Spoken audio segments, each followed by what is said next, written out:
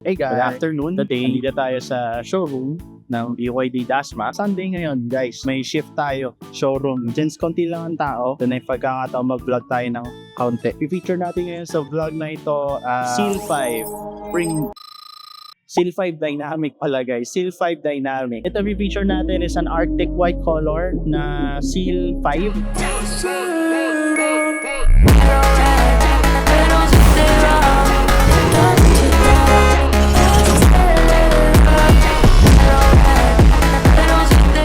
Yan. So sa video na to, papakita ko sa inyo yung exterior, interior, and other features na meron tong si Seal 5. Tara, umpisa na natin. Si Seal 5 is a sedan. Isa sa advantages nitong sedan na to, dual mode intelligent or tinatawag na DMI. Kumbaga sa other brands, tinatawag na hybrid. Etong sasakyan na to is also a plug-in or has a plug-in feature. As you can see, sa exterior features sa front, kikita niyo yung dito sa gitna yung logo ng BYD. Since it's a dynamic variant, wala siyang 360 cam or all-around view monitor. Pero meron ditong ABAM. Tatanungin niyo ako about pwede siya installan. I think pwede naman kasi hindi ko alam kung magkano as of now kasi wala pa naman kaming service dito sa branch namin since hindi pa to fully operational. So sa mga naka-Seal 5, kailangan nyo na plate holder pag nagkaroon na kayo ng plaka kasi hindi tugma yung butas niya sa plaka. Hindi siya align dito kaya kailangan nyo ng plate holder. Dito guys, gumagamit ng LED lights si Seal 5 kahit dynamic lang. As you can see, parang meron siyang reflector doon. Ayan, no? Everything is LED. Oo nga pala guys, pagdating nyo sa headlight, gumagamit na rin to ng auto or equipped na rin to ng auto headlights. Yan, with adjustment feature kahit dynamic lang siya. And napakalaking white hood. Malinis siya tingnan kasi nandito sa loob yung kanyang washer. Yan yung washer niya. Then ito yung kanyang wiper. So nothing much sa harapan guys except sa mga character lines ng kanyang bumper. First yung design niya. And then meron tayong vent dito na tagos dito sa kapila. Hindi siya fake vent. And syempre ito yung horn niya. Kita mo naman dyan. So hindi siya yung ordinary horn lang guys. Yung guys sa mga Japanese na maliit. Ito yung horn talaga, snail horn siya. Try natin mamaya yung sounds niyan guys. Punta naman tayo dito sa gilid guys. Pagdating sa gilid guys, kita nyo naman, basic din. Although kahit yung guys, kahit yung premium niya, ganyan na naman yung design eh. Ang kaibahan lang naman ng premium is meron dito all-around view monitor. Hindi lang ako sigurado or nalimutan ko kung parehas ng design yung ring. Palagay ko magkaiba. Pero magamit ng parehas sa disc brakes, front and rear. So sa tires, gumagamit ng 265/60 by rim 16 ang tires. May logo ng BYD yung center cap and may kulay itim yung kanyang mga lug nuts. So ang brand nito is GT. Hindi ko to kilala guys personally. Ngayon ko lang din to na-encounter. Sabi nila maganda raw tong brand na gawa ng China. So let me know na lang guys sa mga naka-stock tires or naka-purchase na ng BYD na gantuan tires kung kamusta. Leave nila lang yung comment. So pagdating sa door, side mirror, makikita nyo may NFC. Dito ni tinatap yung card. If in case wala kayong susi, pwede nyo gamitin yung card para i-open yung kotse. Mamaya bigyan ko pa kayo additional information about it. Sa driver door side, up until sa likod, makikita nyo itong chrome na lining. Yan. Medyo parang nagko-contrast siya sa kulay para hindi naman masyadong boring. Tapos hindi rin mawawala itong door handle natin na may kasamang push button para sa entry and exit access sa sasakyan. And also yung pinaka-importante sa na-adjust in case mag-fail yung kanyang technology, meron pa rin tayo susian. Dito man sa ilalim guys, hindi naman siya full white. Instead, meron siyang black feature na hard lang siya material, hindi siya bakal. And then ito, hard plastic. Okay lang din kasi hindi siya mabigat dalhin, hindi siya mabigat sa kotse. Dito naman, ito yung sa fuel tank. And then punta natin yung kabila. Pero before that, nga guys, kita nyo, disc brake din siya. O, sa likod, torsion beam ang kanyang suspension. Dito mo makikita yung Seal 5 na dating talaga. Yung kanyang identity logo, nasa gitna, BYD. And then may emblem na BYD Seal 5 and DMI or ang tinatawag nating dual mode intelligent. Ayan. Tapos striking yung kanyang LED tail lamp, mahaba ito. Ayan, nakikita nyo yung red na yan. Then under the red striking LED light, brake light, meron namang chrome. Meron tong rear camera guys, pero wala tong 360 cam. Ang meron dito is 4-eye sensor sa likod. Yan. Ito yung rear camera. Ito sabi ko guys, yung plaka natin dito sa Pilipinas, hindi akma dito, kaya kailangan nyo ng plate holder. Ngayon ito, LED tail light. Ito yun. Tapos gaya na sa harap, merong counting character lengths dito. Para naman hindi boring. This is how it looks naman pagdating sa kanyang mismong tail light. So, buksan natin ito mamaya-maya. So, sa kabilang gilid guys, parehas lang naman sa kabila. Ang difference lang is ito, plug-in niya. Yan. Type-C charger siya guys. Huwag kayong mag-alala guys, kung iiwanan nyo ito sa labas para i-charge, as long as nakalock yung kotse mo, hindi mauugot yung charger basta-basta. And, ito, hindi rin ito bumubukas kapag nakalock yung kotse. So, ito guys, pwede nyo niyang isaksak dito lang sa ganitong type of socket. Dapat tatluan siya kung isa kasi para sa kilon. Huwag nyo nang tangkayin na lagyan ng adapter yon, kasi kung sakali mong gumana, alam mo yung sasaksakan, di ba tatluhan siya? Pag nilagyan mo adapter para maging dalawa, maging compatible sa dalawa. Delikado yun guys sa design na gano'n kasi kasama yung ground. So para ma-open mo yung trunk, pwede mo i-press to. Yung button na yan, nasa ilalim na ng ilaw. And ganito kalaki ang trunk space niya. Laki guys, kasya isang tao dito. So ito, hindi ko pa alam guys, masyadong ano. So sa ano yan battery. Ito guys, wall charger to. Kasama to sa package guys, sa freebies to. So 7 kilowatt yan. Meron kaming recommended na installer. Ito yan, si Greenstrom. Yan. Pero kung may kakilala kayo, pwede rin naman. Then syempre mating freebie yan. And then ito yung charger. Portable charger guys. Tapos meron ditong extrang lagayan. Dito naman yung kanyang inclusions as freebies. So meron tayong tire sealant, meron tayong air compressor, EWD, then meron tayong reflectorized vest and then tow bar hook. So just in case lang na malobat. Sir, bakit wala kayong reserve tire? Yun na nga guys. So sa reserve tire guys, hindi nyo dapat ika-worry yan kasi meron tayong tire sealant and tire compressor. So sa tire sealant guys, kunwari nagka-puncture yan dito, karga mo lang si tire sealant, 2 beses mo magagamit yan. Pag nakagang tire sealant, hindi mo na kailangan baklasin, diretso na dito, yung air compressor dito rin, pwede mo na siya itakbo sa malapit na vulcanizing shop. So hindi mo siya kailangan ika-worry. Kasi ganoon din naman sa reserve tire guys Actually, mas cost ang reserve tire kasi kapag nagpalit ka ng gulong, kailangan isdamay mo rin si reserve tire, which is additional yun. Imbes na 4 bibili mo 5 kasi hindi mo naman pwedeng pabayaan na yung reserve tire na expire din ang gulong.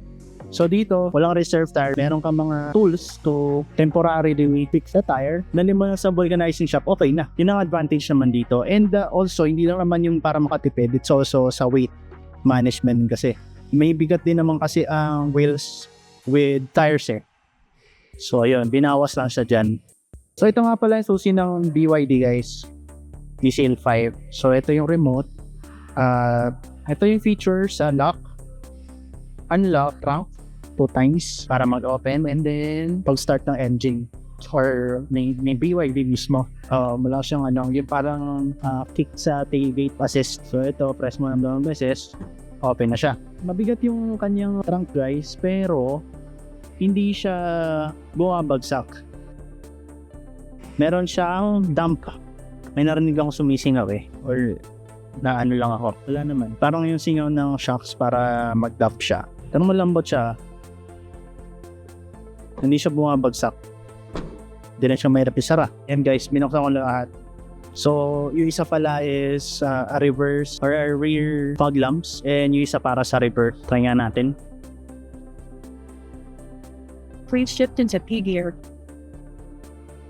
Yan. So, inopen ko lahat. Ito yung tsura niya. Hindi siya sabay-sabay guys. Meron siyang flow. O nga pala. Yung ilaw pala nito guys, it's ordinary lang na light. So, upgradable naman yun guys. Kapaltan din. So, pag nagbe-brakes ako, tingnan nga natin.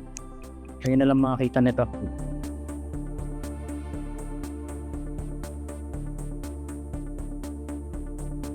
Yan guys, so nakita nyo na. Papunta naman tayo dito sa harap. LED guys. Ayan. So, yung low beam and then ito yung kabila yung high beam. Turn natin yung high beam. Yan. Yan guys. So since tapos na natin yung labas, punta naman tayo sa loob. So yan, ito yung makikita nyo sa door sidings niya in design. Ito medyo soft touch to, hindi siya yung matigas na material talaga namin. Ito hard plastic. Ito hard plastic pero may texture siya. Ito speaker ba to? Kasi ito speaker eh. Ito para sa door opener, soft dump din siya guys. So hindi siya yung nagbabalibag pag binalik, bininta ko bigla. Yan, tapos chrome, aluminum color siya, aluminum brush color. Ito leather color siya pero hindi siya hard, na may stitches. Then ito naman leather, soft. Ito yung kanyang window switch. Ganda ng tunog, no? Crisp siya, hindi siya yung para may laman yung niya, yung kanyang mechanism, hindi siya yung masyadong crispy. Tapos button holder, hindi lang pwede cup. And then ito, tornilyo to guys. Tornilyo para in case babaklasin nyo itong interior. Sidings pala, I mean. So ito yung itsura ng kanyang seat. Leather seats siya guys, kahit dynamic variant lang. Maliwanag siya tingnan. Pero hindi naman obvious yung dumi. Pero madaling linisin guys. Unlike sa fabric seats na ang hirap i-vacuum, matagal i-vacuum. Ito, kahit mag-spill dyan, wag lang masyado ma-absorb kasi ito guys, medyo butas siya para ventilated kahit pa paano. Hindi ma-stuck yung init. Alam mo yun, pag nababad sa init yung kotse. So itong seats na po-fold to, meron ditong kinakalabit para may babato. So may access ka rin sa trunk. Ayan. So yan yung hinahanap ko sa Mirage. Or at least dito man lang nabash ako ng matindi dun guys yun sa Mirage. Ayan, 6040 siya guys. Open. Di ba? Di mo naman kailangan ng mamahaling brand para mangyari yan eh. Ando nga si di ba? BYD. Ito pa guys So medyo mataas siya, wala ka masyadong pwedeng ilagay. Pero okay lang kasi kahit sa sedan namin, wala naman ako nilalagay dyan kasi mabababad sa init. So okay lang. Ayan. So ito yung seat. Lagay natin sa pinakasagad. So just in case na matangkad yung sasakay at kailangan isagad yung space. Ito, sagad na pala guys. So ito ang space na matitira. Malaki Yan. And then sa headroom. Para ba? Ayan. I mean, siguro kahit 6-footer, okay lang naman eh. Ito nga pala guys, yung seat ng CL5, medyo since sporty ang dating niya. Ito rin yung seats niya, sporty rin ng design. Tapos leather ang likod, meron ditong extra storage. Pwede mo ilagay dito yung papers, ganyan. Then dito sa gitna guys, center panel niya, di ganun kalaki. Pero hindi nakasya yung sapatos ko ng diretso yan. Pero alam mo yun, pwede bata rito nang hindi na hahassle. Then may aircon vents. Then syempre may extra storage dito. And then chargers. Parehas nga lang type A. Ito pala, ilaw niya LED rin. Pipindutin mo lang to turn it off. Then, grab handlebar. Parehas may hook para sa hanger. Yan, then may airbag dito. Yan, airbag. I forgot to mention guys, ayan, nakikita niyo yun. Yan yung third party brake lamp niya. Alright, so nandito na tayo sa front passenger seat. And ito naman yung makikita mo sa yung harapan. Malaking space. So ito yung setting ko kanina, i-advance natin sa sagad. So, ang sagad sa karan, ito naman matitirang space. Pero malaki yung dito sa likod. Malaki-laki na. So sa tamang space lang, ganyan. So dahan-dahan din siyang pumubukas guys, hindi bumabalibag. And then, syempre, ito makikita mo. May stitches tong dashboard. Soft touch material siya. Ito plastic pero meron texture. Then may chrome linings para hindi boring. And then itong kanyang aircon vent dito, napapalibutan itong blue na lining para ma-achieve yung kanyang sport design. Yan. And then may airbag dito sa A-pillar. Yan. Pati pala B-pillar guys, merong airbag. So ABC guys, meron. Saan ka pa? Dynamic lang yan guys. Yun, so ikaw meron ka dito ang 12 volt socket malapit sa'yo para if in case may device ka na kailangan mag-charge, pwede dito or kailangan gamitin. Then ang iyong storage dito is not that too big, not that deep. Kalahati lang ng kamay, ng aking kamay. Pero at least kasya ang cellphone. Yan, paslant nga lang. Yan, pag ganyan, pwede naman. Pero pag ganito, hindi. Yan. Take note guys ha, itong kanyang center armrest, hindi siya malambot, matigas siya, merong parang pumipigil. Senyales na maganda yung kanyang pagkaka-design. Hindi siya agad luluwang in time. So, meron kang sun visor with mirror and holder for your cards, pero wala tong ilaw. Kasi ilaw mo nandito guys eh. Yan, tapos merong sunshade. Yeah, so sa seats, ito lang naman yung adjustment yan. So ito para sa recline. Yan, and then sa abante nandito. Punta na tayo sa driver seat, which is yung pinaka iniintay nyo lahat.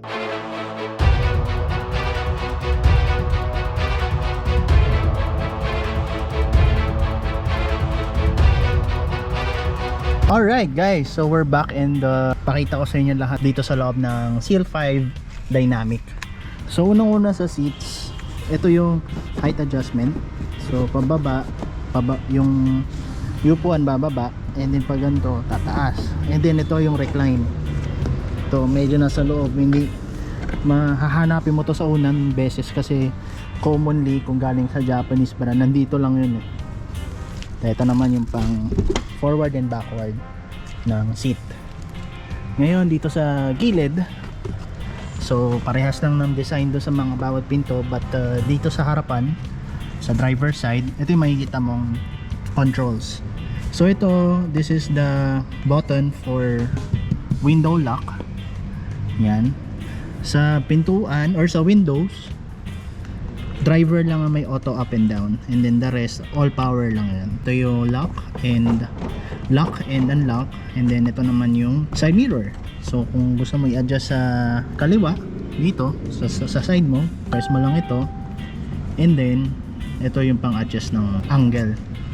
Yan. Tapos nandito rin guys yung pambukas ng ng trunk. Hindi siya dito kasi sa Japanese and sa ibang brands dito eh. Sa BYD nandito siya. And ito naman yung pambukas ng kanyang fuel tank para doon. Kapag sa fuel tank naka-on yung kotse mo at magpapagas ka, hindi siya bubukas. So kailangan patayin mo muna yung sasakyan para ma-open mo yung fuel tank cover. Parehas lang naman ng design sa aircon vents across sa front. Dito sa driver side merong storage. This is for the pwede mo paglagyan ng cards, yung mga RFID cards mo. Hindi mo na kailangan maglagay dito. Ito lang, wala lang mirror dito sa driver side. Pero ako bilang driver, di ako gumagamit ng dito eh, sun visor mirror. Tsaka hindi naman sa akin big deal yan. Kumbaga, okay lang. Then manibela natin, then dito lang yung adjustment. It's tilt or telescopic and then tilt.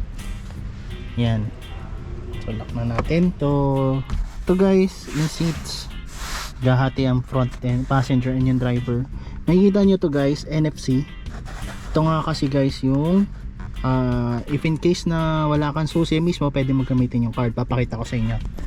So dito sa gitna guys, ito yung kanyang infotainment system. Nalimutan ko lang kung ilang inches to, lalagay ko na lang. And then huwag nyo na itong pansin, hindi yan kasama. This is for the aircon vents ng gitna.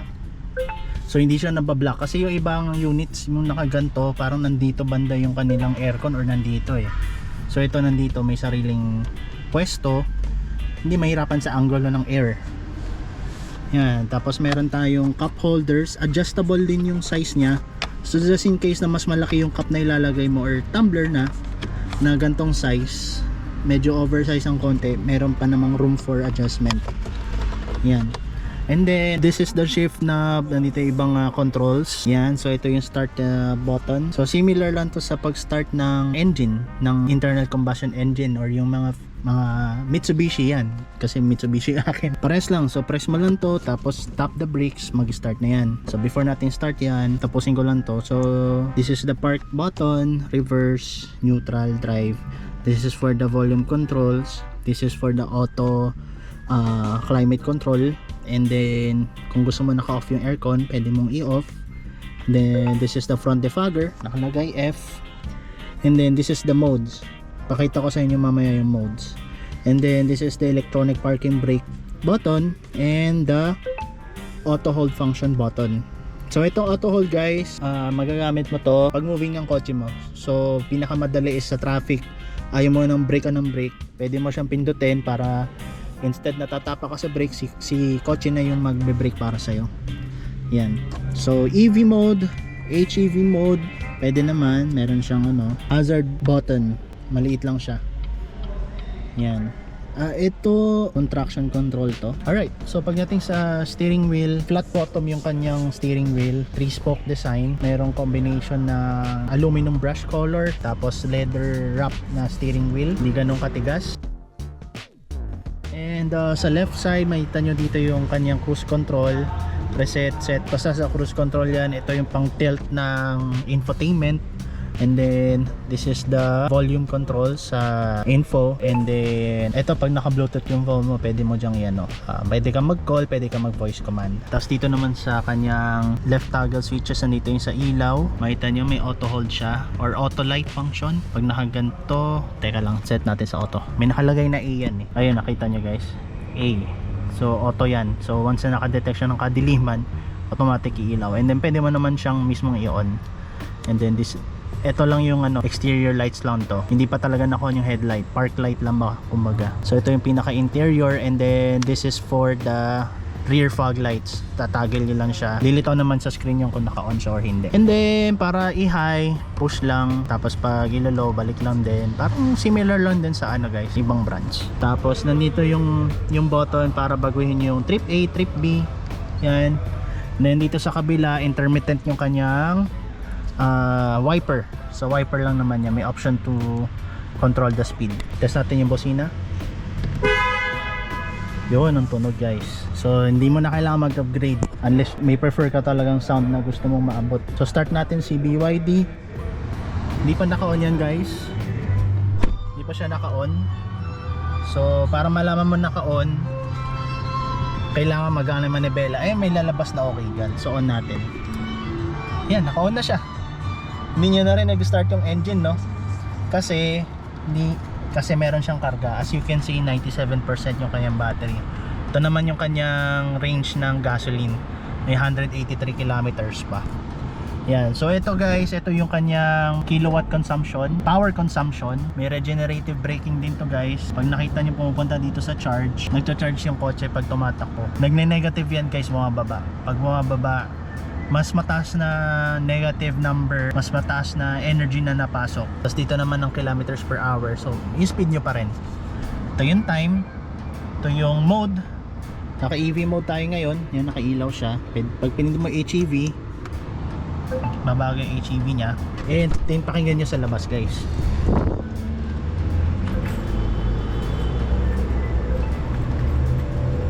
Yan, tunog nyo parang generator lang. Tinig nyo yan guys.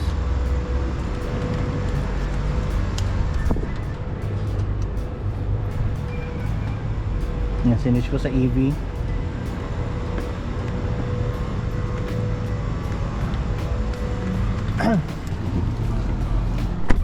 Yan, so pagdating sa modes guys, ito nga yung sinasabi ko kanina. So meron tayong tatlong modes. Meron tayong sport mode, eco mode, and then normal mode. So check natin tong mga data. Combination to guys, hybrid. Makikita nyo dyan yung consumption ng gasoline plus consumption sa power. Ito yung actual. So naka liters per 100 kilometer yan, ko-convert yun na lang. Then ito nga, pag pinindot mo dito, magbabago tong trip A, trip B, trip HEV, natakbo na ng ng parang sa engine. And then trip ng EV, pwede mo siyang i-tilt yung head unit. Wow. Mag-enjoy mga bata sa ganyang itsura. Ito, yan. Vehicle image. Marami yung applications dito. Smart charging. Yan. may magre-remind, pwede mo i-set na reminder. More into that later. Punta tayo sa yan, phone. Pwede mo i-connect yung phone mo. Wireless naman ay Android Auto and Apple CarPlay. Then may sariling navigation. I think pwede kang mag-download dito ng media center. Saan nalagay yung SD card? Ayun no. So merong for USB and then ito sa SD card. Para magamit mo yung SD card function nito. Pwede rin USB. Yan. Alam ko pwede ito installan ng YouTube, guys. Yun ang gusto ko ipakita. Kaso hindi ko pa kabisado kung saan. Pero guys, hindi nyo siya magagamit habang tumatakbo. Ano lang talaga siya, para lang may entertainment ka habang traffic. Pero pag naka-release ang parking brake, hindi mag-iba yung merong warning. Syempre, yung mga matitigas ang ulo dyan, magagawa ng paraan para mabypass yun. Yan. Kaya na lang bahala. Risk nyo pa rin yan. Meron din TPMS yan, guys. Lahat ng gulong may TPMS. Iba-iba lang yung hangin. Ikaw na bahala dyan kapag Alam ko meron din dito, guys Yan, pwede kong kontrolin yung fan speed. Pwede natin baguhin yung design ng kanyang gauge. Pwede rin baba yung temperature ng aircon. So currently nakalagay tayo sa pinaka lowest or pinaka malamig. So pag naka auto hold ka, guys, hindi to mag-engage kapag hindi ka naka seatbelt. Tingnan nyo, pindutin ko, wala. So may warning, auto hold is not allowed until door close, buckle up, and okay light on. So naka okay light on na siya, naka close na yung pinto, pero hindi ako naka seatbelt. Yan, so naka seatbelt ako, auto hold, meron na siyang lalabas yan na logo or icon. Ayan So magdi-disengage yan, guys, kapag nagtanggal kayo seatbelt, open ang pinto, yan, pag nagpatay ng engine, so hindi siya na-store as memory. Siyempre, kung hindi ko yung gagamitin sa sasakyan, kung ibang tao, maninibago yun. Yan.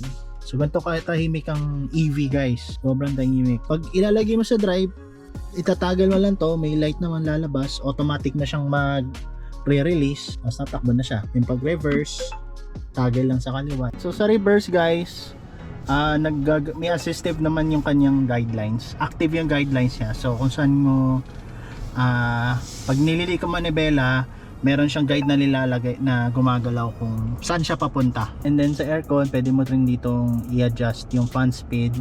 And then ito yun sa kanyang thermostat. So 3 fingers, guys. Yan. So far, yan lang yung may share ko sa inyo tungkol dito sa BYD. Ang price nito is currently at 948,000. Pagdating pala sa promo, guys, pag in-house, bank financing sa amin, ang down payment nito is 38k if ma-approve kayo kay BPI Security Bank. Pero if hindi kayo ma-approve sa mga ganong bangko, yung other banks namin, magiging 58k DP. Although na-negotiate naman, nagkakaroon ng discount sa DP, pero wag kayo mag-expect po na aabot ng 38k. Pero kung nasa 38k kayo tapos may discount para mapababa yung DP, mapag-uusapan din naman yan. Sulit na yan, guys, para sa isang sedan na maraming features. I mean, kung nararamihan na kayo ng features sa dynamic variant, ano pa yung premium? Mas maraming features yun. And syempre, isa sa difference ni premium and ni dynamic is yung range. Pares na naman ng guys ng engine na 1.5 liter. Pero pagdating sa battery size, mas malayo yung nararating ni premium. So si dynamic kasi 50 kilometers lang yung kanyang NEDC range or EV mode, while si premium abot ng 115 kilometers. Pares na naman din maliit, guys, pero nagmamatter pa rin yan. Ngayon, pagdating sa combined, ibig sabihin full tank and full charge, ang range is aabot ng 1,175 kay dynamic. Kay premium, aabot ng 1,240 kilometers. So malaki pa rin yung difference. Pero kung ang budget mo yung magsasabi na hanggang kay dynamic, okay lang naman din. Hindi naman siya ganun ka big deal, kasi sa variant ni Seal 5, kahit anong variants, malayo naman yung range na mararating kung i-compare mo sa internal combustion engine. Gaya ng sa akin kay Mirage, yung full tank ko kay Mirage, pinakamalaki kong naabot sa city driving lang 350 kilometers to 380. Kumpara mo dito, guys, na 1,100 plus, malayo yung difference. Dito medyo mamimiss mo yung gasolinahan kasi tipid Yan. So, ang advantage nito, kung wala kang gasolina, pwede mo i-charge. Pero wag mo na hayaang wala naman yung tangke.